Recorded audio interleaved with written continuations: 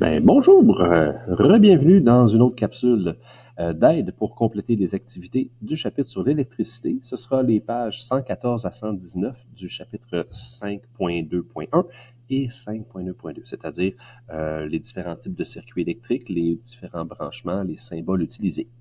Et bien sûr, l'utilisation des appareils de mesure. Alors, comme d'habitude, tu complètes d'abord ta séquence d'exercices, d'activités, et puis ensemble, tu peux écouter cette vidéo pour avoir de l'aide pour chacun des problèmes qui ont été demandés ici.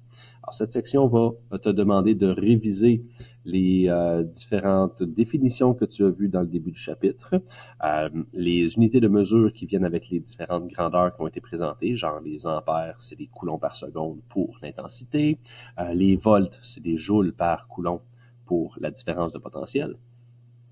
En revoir des définitions, revoir aussi les symboles qu'on utilise pour dessiner les circuits, les types de circuits en série ou en parallèle, comment les illustrer. Alors, si tu as complété tes activités puis tu veux voir un petit peu la résolution de certains de ces problèmes-là, on va commencer maintenant.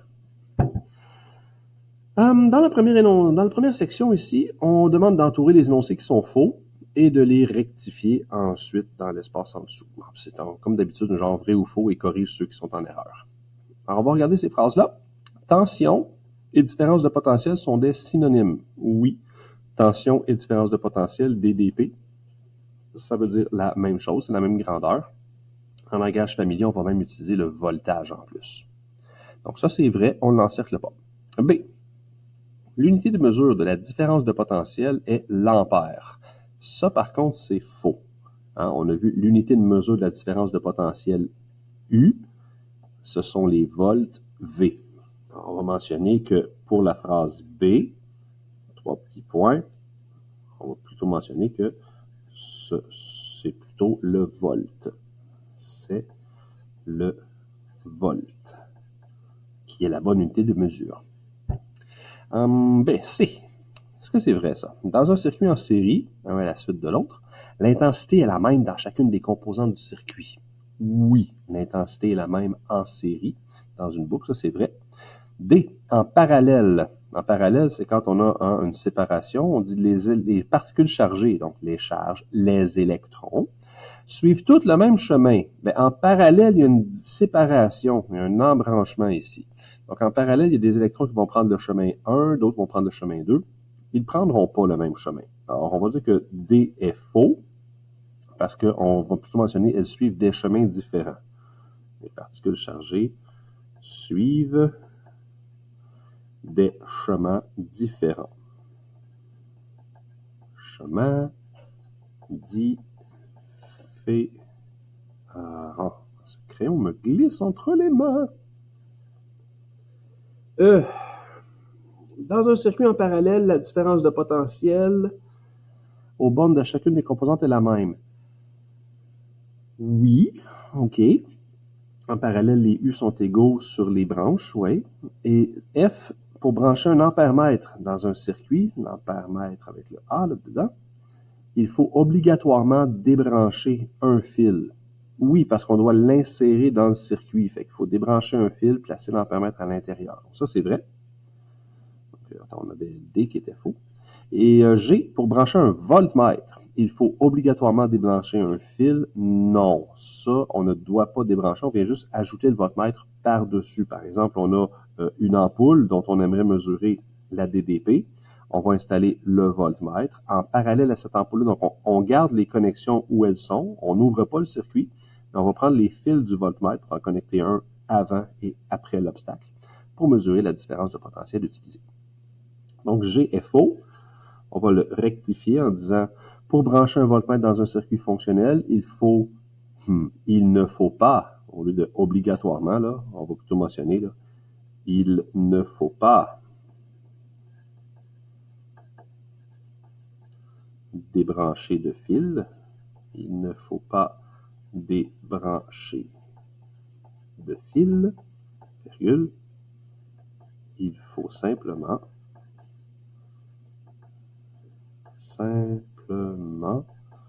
le connecter en parallèle.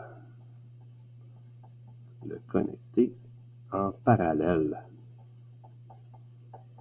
à l'objet, bien sûr. Alors, première section, c'est fait. Deuxième section, des qui suis-je? Bon, ben justement, je vous disais tantôt, au début, là, apprendre des définitions par cœur, reconnaître les unités de grandeur, ça nous aide un petit peu à comprendre le principe en électricité. Alors, dans le qui suis-je qu'on a là, on nous demande qu'est-ce que c'est? Je corresponds à un coulomb par seconde. Puisqu'un coulomb, c'est une quantité d'électrons, coulomb par seconde, ça veut dire une quantité de charge qui passe à chaque seconde, on se rappelle qu'on parle de l'intensité. Coulomb par seconde, c'est une unité de mesure. Donc, l'unité de mesure de l'intensité, c'est l'ampère. 1 ampère correspond à 1 coulomb par seconde. Nous allons utiliser principalement l'ampère comme unité de grandeur. B. Je suis parfois utilisé pour réguler l'intensité du courant dans un circuit, car je limite le passage du courant en transformant l'énergie électrique en énergie thermique. Alors, qu'est-ce qu'on veut utiliser comme pièce pour diminuer l'intensité du circuit, pour empêcher les électrons de circuler à grand rythme? On utilise un résistor. On peut écrire résistor, on peut écrire résisteur. On n'écrit pas résistance, parce que la résistance, c'est la valeur du résisteur. OK? Donc, la pièce qu'on met dans un circuit, c'est un résisteur, et sa force, c'est sa résistance. C. Je laisse passer le courant et je relie les différents composants du circuit. Ben, c'est les différents fils électriques qu'on utilise, là. Un fil fait ce travail-là. D. Je transforme une partie de l'énergie électrique qui me traverse en énergie lumineuse. Donc, je prends de l'énergie électrique et je fais de l'énergie lumineuse, la lumière, et j'en perds un peu sous forme de chaleur. Tu as travaillé avec des ampoules pendant ce chapitre-ci. Tu sais qu'une ampoule va transformer de l'électricité en chaleur et en lumière, surtout lumière, c'est ce qu'on veut avec. La chaleur qui est produite, c'est l'énergie perdue. Alors, rappelons-nous, si on veut calculer le rendement énergétique d'une ampoule, on va calculer l'énergie lumineuse divisée par l'énergie électrique consommée. On ne va pas utiliser l'énergie thermique dans ce calcul-là. Le E, je quantifie une variation d'énergie, donc une variation d'énergie électrique des particules en fonction de la grandeur de la charge qu'elles portent. Donc, c'est la quantité d'énergie pour chacune des charges. C'est un petit peu l'énergie de chaque électron. C'est ce qu'on avait défini comme la tension ou la différence de potentiel. Quand on parle bien de variation, on pourrait parler de la différence de potentiel.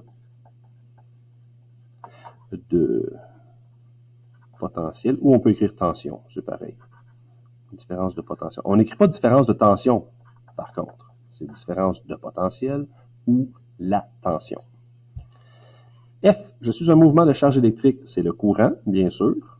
Mais oui, c'est juste ça. C'est le courant électrique. Je suis un type de circuit dans lequel il y a des embranchements. Des embranchements, on a une séparation, on a un câble, et puis là, ce câble va se séparer en plusieurs chemins. C'est le circuit en parallèle. Alors, ce type-là, c'est le circuit en parallèle.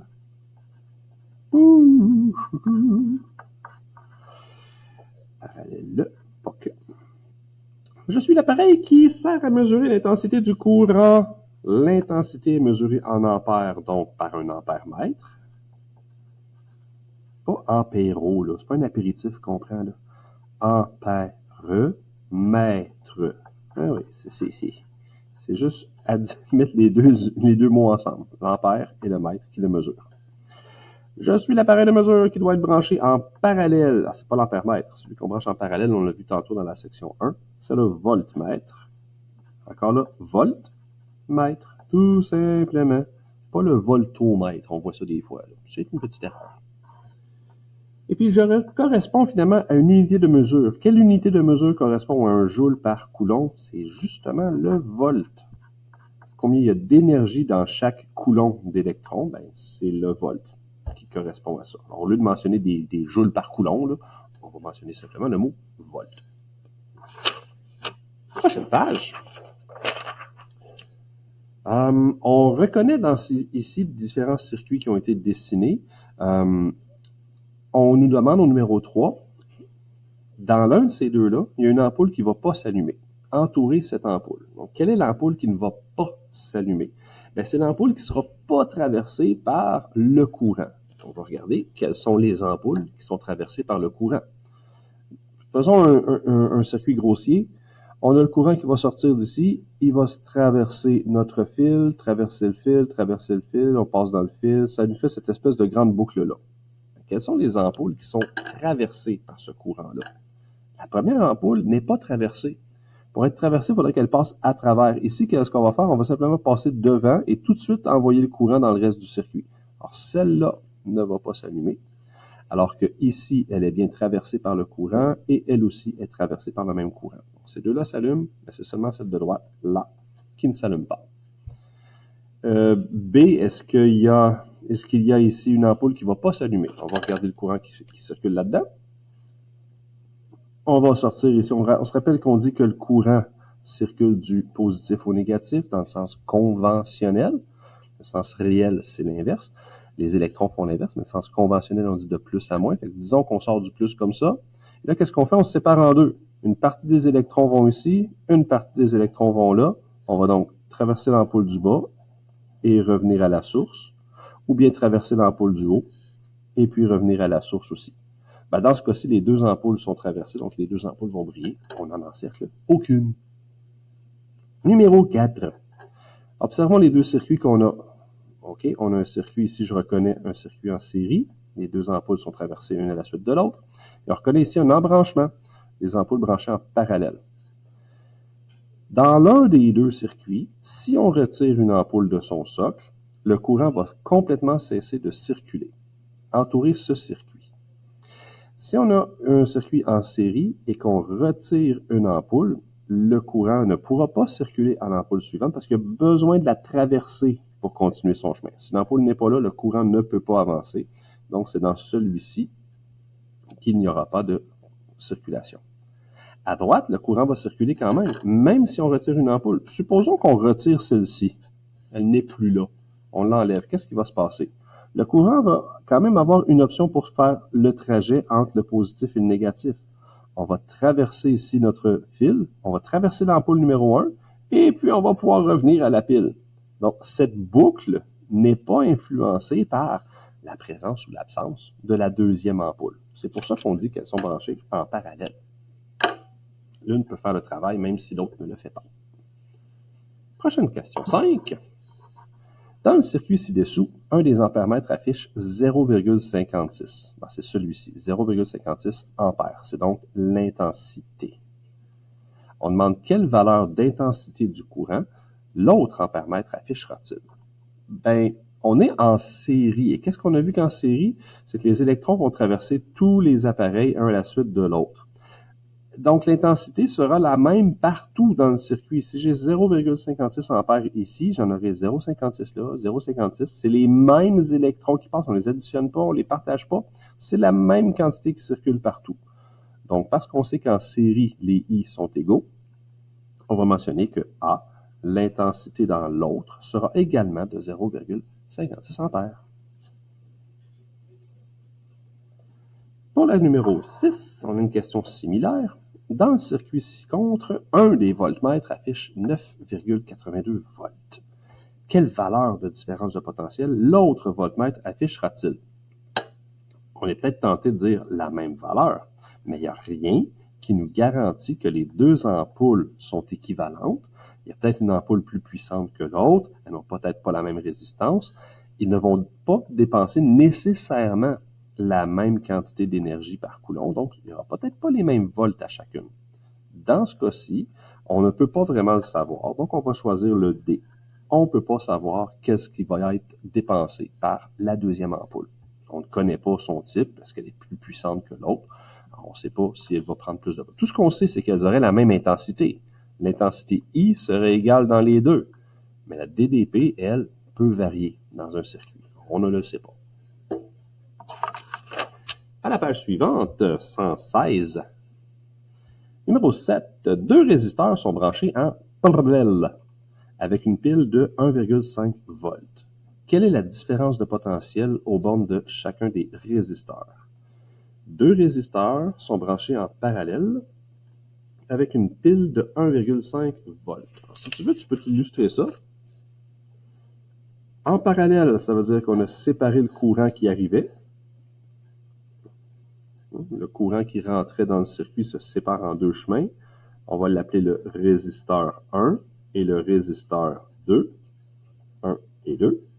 Deux résisteurs en parallèle. La pile a une différence de potentiel de 1,5 volts. Donc, ma pile qui est ici, elle donne une DDP de 1,5 volts. Quelle est la différence de potentiel aux bornes de chacun des résisteurs? Bien, les volts, c'est un peu l'énergie que chaque électron possède lorsqu'on les pousse dans ce circuit-là. Mais les électrons qui sont poussés dans la branche du haut, ils n'ont rien d'autre comme obstacle que le premier résisteur. Alors, on leur donne 1,5 volts, ils vont dépenser 1,5 volts dans ce résisteur-là. Ceux qui sont poussés dans le résisteur 2, ils n'ont rien d'autre que le résisteur 2 sur leur chemin. Donc, ils vont dépenser 1,5 volts dans le deuxième résisteur. La tension sera égale dans les deux, 1,5 à chacun. La différence de potentiel est 1,5 aux bornes de chacun. C'est le choix A qui est ici. Suite à ça, 8. Les deux illustrations suivantes correspondent ici, là, respectivement, à un circuit en série et parallèle. Ça pourrait pas vraiment être plus clair. Série, parallèle. De toute façon, on voit bien l'embranchement ici, où est-ce que le courant va pouvoir passer soit dans l'ampoule, soit dans le résisteur. Alors qu'ici, le courant qui sort de la pile est obligé de passer à travers les deux obstacles. Parmi les 6 schémas ci-dessous, repérez ceux qui correspondent au circuit A et ceux qui correspondent au circuit B. Inscrivez l'une des deux lettres A ou B dans la case prévue à cette fin. Il y a une petite case vide dans chaque choix, dans chaque numéro 1 à 6. Bien, on va écrire A ou B pour dire si ce schéma correspond à celui en série ou à celui en parallèle. Bon, allons-y avec les simples en premier. On voit bien ici que le courant va traverser le résisteur puis l'ampoule un après l'autre. C'est donc un circuit en série, c'est A. 2.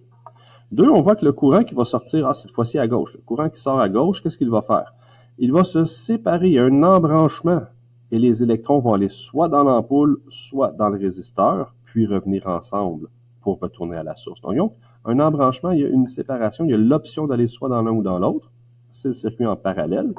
Tout comme on le voyait en haut ici, hein, les électrons ont le choix d'aller ici dans l'ampoule et passer à travers l'ampoule, ou continuer leur chemin et passer à travers le résisteur. Donc, il y a deux chemins possibles qui vont se réunir et revenir à la pile. Celui-là, c'est donc B, un circuit en parallèle.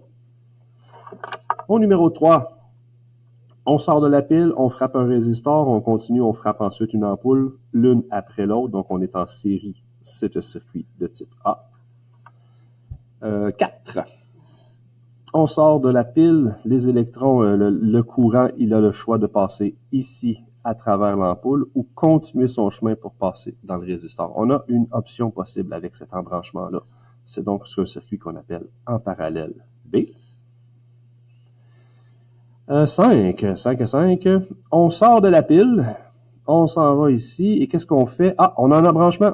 On a l'option de traverser l'ampoule ou l'option de traverser le résisteur. Puis on se rejoint et on est respiré dans la pile. Alors, si on a le choix entre deux chemins avant de revenir à la source, c'est un parallèle. Et puis, on a 6. On sort par la droite ici, on frappe le résisteur et l'ampoule. Ben, c'est pas mal comme le premier qu'on a vu. Ils sont un à la suite de l'autre. C'est en série. Un petit mot peut-être sur le 5e dessin. Dans le 5e dessin, qu'est-ce qu'il vous montrait? On nous donnait une ligne qui traverse notre petit carré de circuit comme ça. Et qu'est-ce qui se passerait là si on veut s'aider à comprendre ça? Moi, je vous dirais, qu'est-ce qui se passe si on arrondit les fils un peu?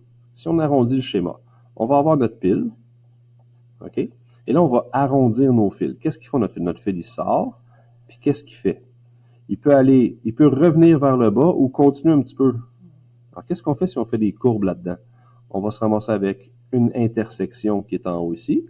Cette intersection-là, a dit, ben, je peux passer soit dans un chemin avec une ampoule, soit dans un chemin avec un résisteur. Est-ce que vous la voyez mieux de cette façon-là?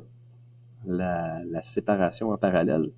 Hein? Peut-être que de le voir dans un carré, ça peut nous peut-être amener une erreur de conception. Mais si on arrondit un petit peu tout ça, puis on s'imagine des fils flexibles, ben là, on le voit bien qu'on a deux chemins différents pour passer. Prochaine page. Oui, ça va vite quand même, cette section-là. Il y a plusieurs pages, oui, mais il s'agit souvent de cocher ou de faire un petit choix. Numéro 9. Schématiser chacun des circuits ci-dessous dans les rectangles prévus à cette fin. Bon, ben cette fois-ci, on va faire quelques dessins. Les schémas, ça veut dire qu'on utilise une règle, on fait des lignes droites. Ça peut être des lignes obliques, ça peut être quelques diagonales, mais on fait des lignes droites absolument. On utilise les symboles appropriés. Je vous rappelle qu'à la dernière page de votre cahier, dans la couverture, vous avez la liste des 8 symboles les plus couramment utilisés dans les circuits électriques. Et on va essayer de respecter, bien sûr, l'ordre dans lequel tout ça est présenté. Sur le premier circuit, qu'est-ce qu'on remarque? On remarque qu'on va sortir par ici le plus. Le courant va sortir, va traverser une ampoule, traverser un résistor, traverser un deuxième résistor, puis revenir. On a donc un circuit en série avec une pile et 3 objets. Alors, on peut faire ça le long d'une espèce de rectangle. On va tracer notre symbole de la pile, positif à gauche, négatif à droite dans ce cas-ci. Donc, positif à gauche, négatif à droite, plus grande barre, moins grande barre. On va envoyer un fil qui va vers la gauche. Qu'est-ce qui va frapper en premier, ce fil-là? Une ampoule. En remontant, on va venir frapper une ampoule, tiens, qu'on encercle. Et ensuite, qu'est-ce qui va arriver? Il n'est pas super beau. Si mon ampoule n'est pas très très belle, ça ressemble à un rond dans un rond. Il faut vraiment faire la boucle comme ça. Voilà, ça c'est beaucoup mieux. Et ensuite, qu'est-ce qu'on a? Après avoir traversé l'ampoule, on frappe un résisteur, puis un deuxième résisteur. Donc, on s'en va vers la droite. On aura un résisteur ici. Ensuite, on va redescendre, puis on va frapper un deuxième résisteur. As-tu vu, je laisse un espace. Je continue avec ma règle, c'est juste pour sauver un petit peu de temps. Je continue avec ma règle, puis j'ai laissé des espaces vides là où je placerai mes résisteurs. Alors, 1, 2, 3, 4. Premier résisteur. 1, 2, 3, 4. Deuxième résisteur. Je vais gommer un petit peu le bout de fil qui est là. On vient de faire notre premier circuit. On pourrait ajouter une petite délicatesse et mentionner côté positif, côté négatif. Pour le suivant, qu'est-ce qu'on a devant nous? Oh, on va sortir vers la droite de la pile. Et qu'est-ce qu'on a? Un fil qui se sépare en 3 chemins. Un chemin vers une ampoule, un autre vers un résisteur, un autre vers un deuxième résisteur. Donc, on a un circuit en parallèle, un parallèle qui se sépare en 3. Comment je vais présenter ça? Je vais commencer par ma pile. Négatif à gauche, positif à droite cette fois-ci, moins plus. Je vais envoyer mes fils. Puis, vu que je veux séparer ça en 3 chemins, regarde ce que je vais faire. Je m'en vais vers la gauche ici, puis je vais arrêter mon fil. Et c'est là que je vais le séparer en 3. 1, 2 et 3. 3 chemins différents. Sur le premier chemin en haut, on pourrait rencontrer l'ampoule. Donc, on va y faire une ampoule. Et continuer. Sur le deuxième, on pourrait avoir le premier résistor. 1, 2, 3, 4. Et le deuxième résisteur en bas. 1, 2, 3, 4. Et revenir rassembler tous ces gens-là ensemble ici. Les électrons qui vont passer l'ampoule, le résisteur 1, le résisteur 2, vont se réunir. C'est pas le plus beau résisteur que j'ai dessiné. Ça, d'habitude, je l'ai fait de droite à gauche. J'ai fait une petite fantaisie. Et puis, ça l'a rendu pas très joli. C'est pas grave, c'est pas grave, c'est pas grave. Toc! Et voilà. C'est une façon de le représenter. Il y en a plein d'autres. On aurait pu le faire de façon un petit peu plus classique. Classique, ça veut dire un chemin pour l'ampoule, un chemin pour le résisteur 1, je vais faire son espace, un chemin pour le résisteur 2, donc ampoule, résisteur 1, résisteur 2, 1, 2, 3, 4, comme ça. Et qu'est-ce qu'on fait après? On ramène tout ça ensemble vers une pile qui serait ici. Et on aurait quelque chose de tout à fait équivalent.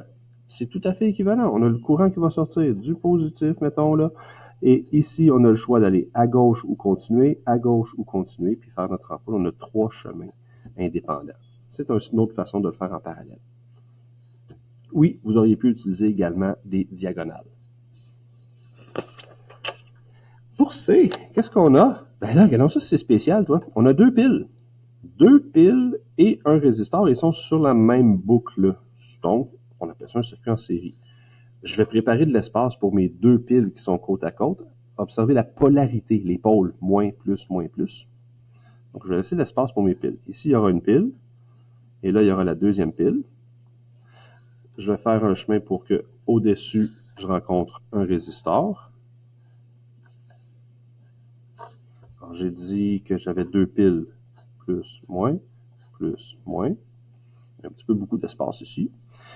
Et puis, bon, mon résisteur, 1, 2, 3, 4, et voilà. On a le côté positif, négatif, encore une fois. Ici, positif, négatif.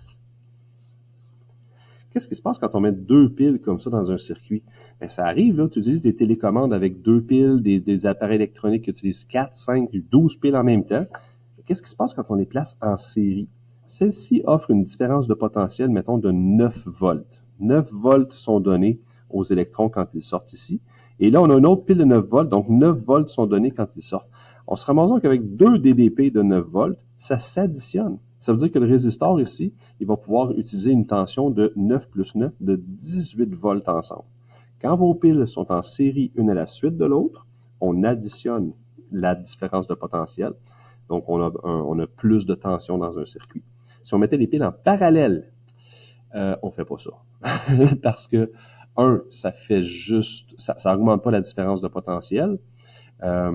Puis dès qu'il y a une pile qui va être plus faible que l'autre, on va créer un court-circuit, c'est dangereux. C'est pour ça qu'on vous dit quand vous installez des piles dans un appareil, de toujours les brancher dans le bon sens. Sinon, vous allez créer un court-circuit, une pile qui surchauffe, après ça va y avoir une fuite, et puis ça va tout cochonner votre appareil. Ça peut être dangereux. D. Prochain dessin. On a une pile, et qu'est-ce qu'on fait? On s'en va, puis là, qu'est-ce qu'on a? On a ici une séparation. On peut passer dans la première ampoule, ou passer dans la deuxième, ou passer dans la troisième, puis revenir tout ce monde-là ensemble. Donc, j'ai trois ampoules en parallèle. Ça peut ressembler un petit peu à ce dessin-là. On peut faire la même chose, mais en remplaçant les résistors par les ampoules. Je vais faire le dessin, cette fois-ci, je vais faire avec les diagonales pour vous montrer d'autres façons de le représenter. Bien, j'aurai ma pile que je vais placer ici avec un tout petit espace cette fois-ci pour le faire correctement. Négatif, positif, moins, plus. Et ensuite, qu'est-ce qu'on s'en va faire? Je peux monter mon fil comme ça, puis là, le séparer en trois. Je disais diagonale parce que oui, tiens, un fil vers la première ampoule qui est en haut, un fil vers la deuxième ampoule qui est au centre, et un troisième fil vers la troisième ampoule qui est en dessous. Ça va me faire trois chemins. Alors, je présente mes ampoules ici, une boucle que j'encercle, une boucle qu'on encercle, et une boucle qu'on encercle. On va réunir ces fils ensemble. C'est peut-être un peu croche ça. On va commencer par celui qui est tout droit. 1, 2 et 3 qui reviennent ensemble. Et ensuite, on retourne à la source. Alors ça, c'est une autre façon de présenter un circuit en parallèle. On les conseille moins souvent parce que déjà, ça fait, à moins d'utiliser un rapporteur d'angle pour tracer des angles égaux, ça fait un petit peu cabochon. Tu vois que c'est pas égal la distance entre eux. Si j'ai ajouté des appareils, ça sera pas clair. C'est plus clair d'utiliser ce mode de représentation ou celui-ci. Quand on voit qu'on utilise des diagonales, on se rend compte rapidement que ça fait un petit peu croche. Prochaine page! On a presque fini parce que ça va vite pour la fin ici. Question 10. Sur le schéma ci-dessous, la flèche bleue et la flèche rouge ont été tracées. Une des flèches donne le sens réel et l'autre flèche donne le sens courant conventionnel. Donc, réel, c'est dans le sens des électrons et courant conventionnel, c'est ce qu'on appelle le sens du courant. Inscrivez à côté de chaque flèche de quel sens il s'agit. Ben, en bleu, qu'est-ce qu'on a ici? En bleu, on voit que ça sort du moins et ça s'en va au positif. C'est donc repoussé par le négatif, attiré par le positif. C'est exactement ce qu'un électron ferait. C'est donc le sens réel des électrons qui vont de moins vers plus. Et en rouge, on a le sens traditionnel, conventionnel, qu'on avait déterminé avant la découverte de l'électron, de positif à négatif, ce qu'on appelle le courant conventionnel, le sens conventionnel. conventionnel. C'est tout. Quel sens tu vas utiliser le plus souvent le conventionnel? Il n'y a aucune différence entre les deux sur les valeurs mesurées en volts, en ampères. Ça ne fait pas de différence là-dessus.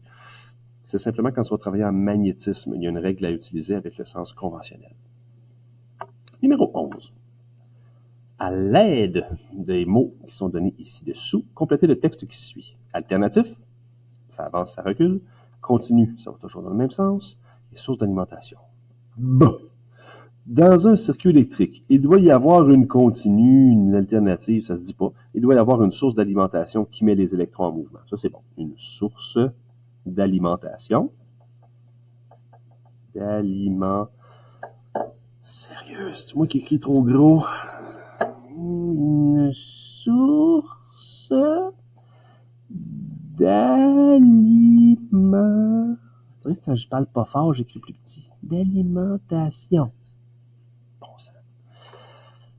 Le courant de cette source peut être, bon là, alternatif ou continu, entre parenthèses, une pile ou une batterie, par exemple, ou une prise électrique. Ah, OK. Les piles et les batteries, ça, c'est du continu. Alors, le courant de cette source peut être continu. C'est ça. Comme dans une pile ou une batterie. Ou alternatif, comme les prises de courant ou les génératrices. C'est ici et ici. Ou en fait, CC ou bien CA pour courant alternatif. En dessous, 12. Les schémas ci-dessous illustrent différents types de circuits. Non, illustrent différents... Je rajoute des mots! Les schémas ci-dessous illustrent différents circuits contenant deux appareils de mesure. Ben oui. Sur chacun des schémas, faites un X sur l'appareil de mesure qui n'est pas branché correctement. Alors, dans le premier circuit de ce schéma-là, on a un voltmètre qui mesure une différence de potentiel, donc une différence entre le début et la fin d'un appareil, c'est très bien placé. Et on a un ampèremètre qui doit mesurer le courant qui passe dans un fil. Et là, il n'est pas dans le fil, il est par-dessus. L'ampèremètre est mal positionné. Pour insérer un ampèremètre, on doit débrancher un fil et le placer dans le circuit. Alors, lui, il est mal placé. Pour B, qu'est-ce qu'on a sur les appareils de mesure? On a un voltmètre, un ampèremètre. Puis là, on se dit, ouais, OK, il est en série, il suit, puis lui, ouais, attention, il ne faut pas se berner. Notre voltmètre, est-ce qu'il est bien positionné? Moi, je te dirais oui. Pourquoi? Tu as l'impression qu'il ne mesure rien. Mais qu'est-ce qu'il mesure en fait? Il mesure la différence entre l'énergie des électrons qu'on trouve ici et puis le potentiel des électrons qu'on trouve ici. Autrement dit, regarde, je vais effacer ce que je viens de faire juste pour te montrer où je compare. Imagine que ton voltmètre, au lieu d'avoir un fil qui va là et un fil qui va là, imagine que ton voltmètre, il y a un fil qui va là, puis un fil qui va là. Serais-tu correct? Va plus loin. Envoie le fil ici, envoie le fil là. C'est équivalent, là. Que ton voltmètre soit branché ici, là, là ou là, peu importe l'endroit, il est en train de faire la différence entre le début et la fin du circuit. Il mesure donc la différence de potentiel total comme s'il était branché aux bornes de la source. Tu sais, avant qu'il frappe les objets, il compare avec après qu'il ait frappé les objets. Il est en train de mesurer un U total, il est bien branché et il fonctionne et il va te donner la bonne valeur.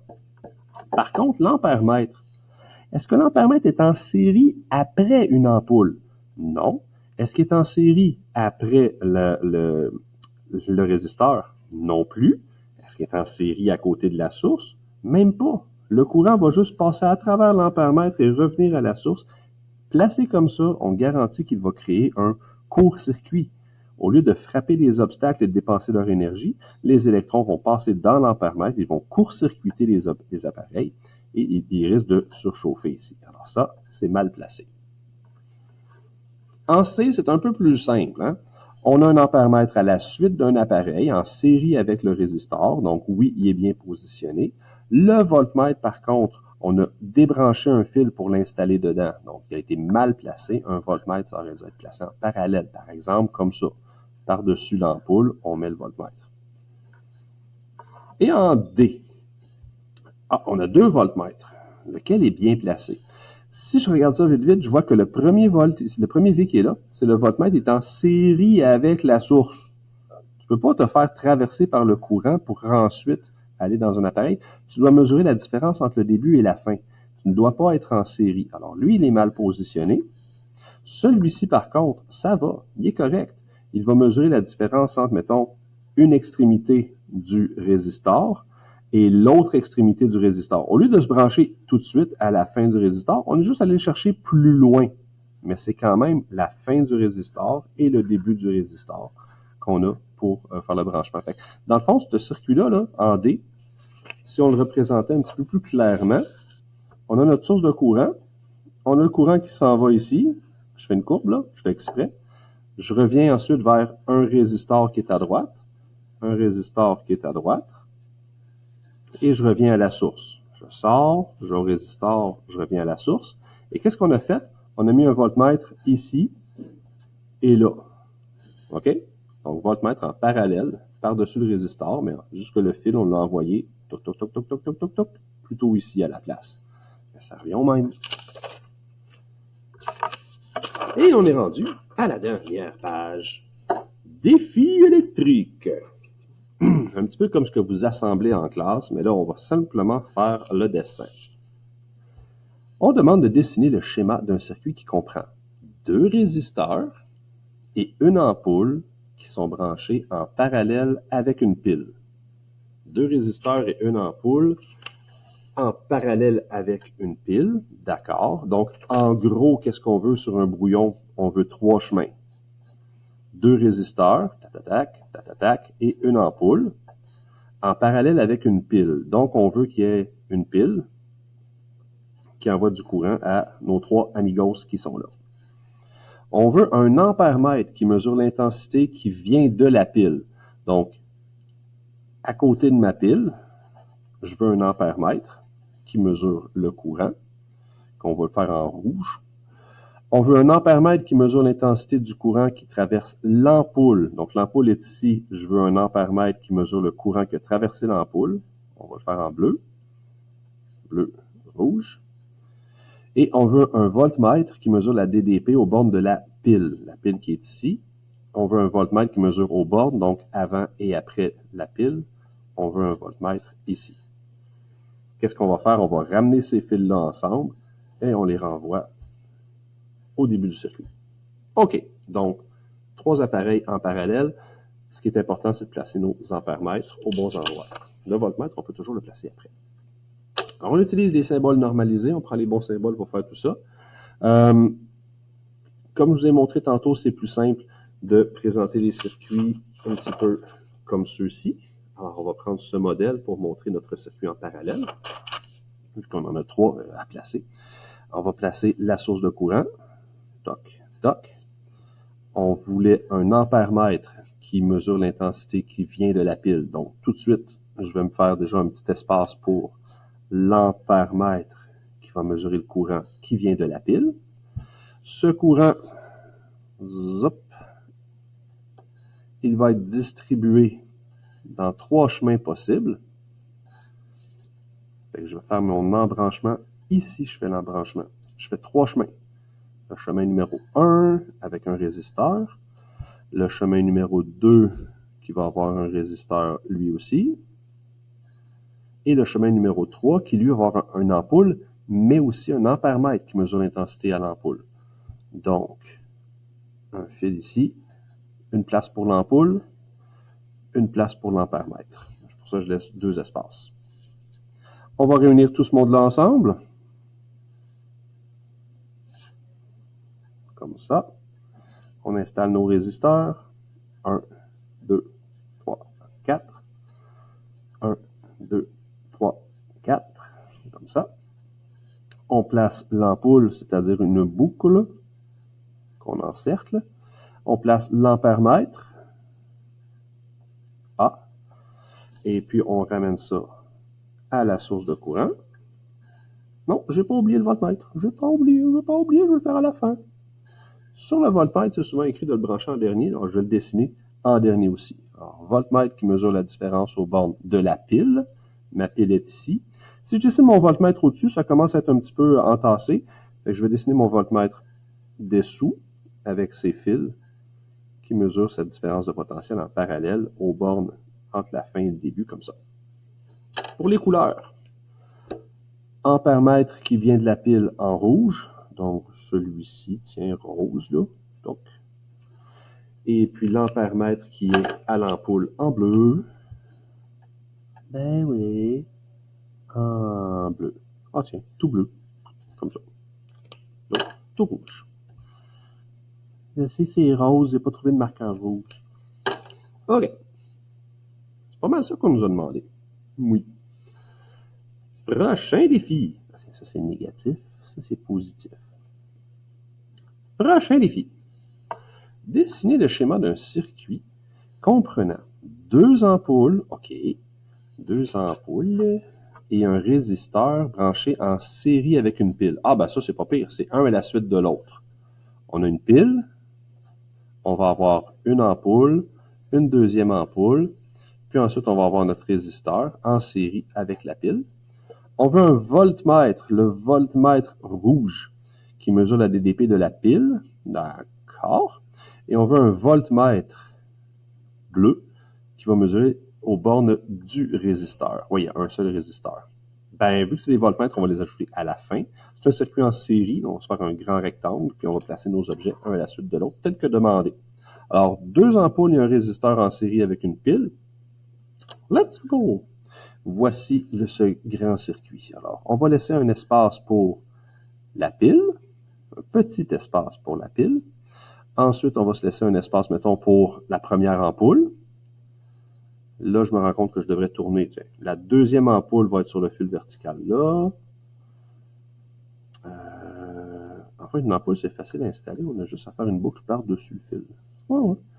Et là, il faut laisser un espace pour le résisteur. Puis on revient ensemble. Donc, pile. Pile. Première ampoule, une boucle. Ensuite, une deuxième boucle pour la deuxième ampoule. Vous pouvez exagérer vos boucles aussi pour les ampoules. Le résisteur, 1, 2, 3, 4. Un voltmètre rouge aux bornes de la pile. Donc, aux bornes de la pile ici. Voltmètre rouge aux bornes de la pile. Comme ça. Et un voltmètre bleu aux bornes du résisteur. Comme ça. Un voltmètre bleu aux bornes du résisteur. C'est pas bon, ça? Merveilleux. On va installer notre négatif, positif. Et voilà, cette section est conclue. Je te disais, tu peux exagérer la boucle de tes ampoules. Tu peux même faire deux boucles. Pourquoi des fois c'est mieux de faire deux boucles? Ben, dépendamment de ta calligraphie, comment tu vas faire ta boucle, regarde, je vais donner des exemples. J'ai mon fil, je fais ma boucle comme ça, très petite, puis je fais un cercle. Trouves-tu que ça ressemble un petit peu à ça? C'est comme si j'avais eu mon fil, tout simplement, avec un petit cercle à l'intérieur d'un grand. Ça, ici, on parle d'un avertisseur sonore, un petit haut-parleur avertisseur sonore.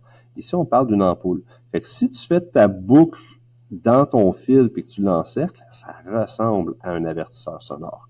Fait que c'est pour ça qu'on va dire des fois, exagère ta boucle. Ta boucle, là, fais-la vraiment ballonner en dehors de ton fil pour vraiment qu'elle ne soit pas, pour pas que ton cercle soit dans le fil. Comme ça, on comprend bien, ah oui, tiens, c'est un filament. Des fois, on peut même la faire double. On peut faire une double boucle, puis là, c'est sans équivoque, ça ressemble vraiment au filament qu'on a dans les ampoules. Attention, si vous faites des boucles, vous faites des boucles. Vous ne faites pas des pics. Parce que sur un fil, si tu viens faire des pics comme ça, puis tu l'encercles, moi, je trouve que ça ressemble à la lettre M. d'un moteur électrique. Quand vous faites vos symboles, assurez-vous que vous suivez ceux qui sont normalisés, standardisés, et que ça ne va pas porter à confusion avec un autre symbole qui pourrait être semblable. Bien, c'est tout déjà pour cette grande activité de plusieurs pages. Dessiner des schémas, c'est quelque chose qui va être exigé de votre part en examen. Reconnaître des appareils bien branchés, c'est quelque chose qui va être exigé de vous aussi. Bien sûr, il faut maîtriser le vocabulaire qui est employé tout au long du chapitre, donc des informations sur qu'est-ce que l'ampère, qu'est-ce qu'un résistor, qu'est-ce qu'un ampère-mètre. Il faut connaître ces informations-là. Ça fait partie vraiment des questions normales qu'on voit sur des circuits électriques. Dans la prochaine capsule vidéo, ce sera la série d'exercices sur la loi d'Ohm. Alors, beaucoup de calculs. Soyez certain d'avoir une calculatrice fonctionnelle pour vos prochains devoirs. À bientôt!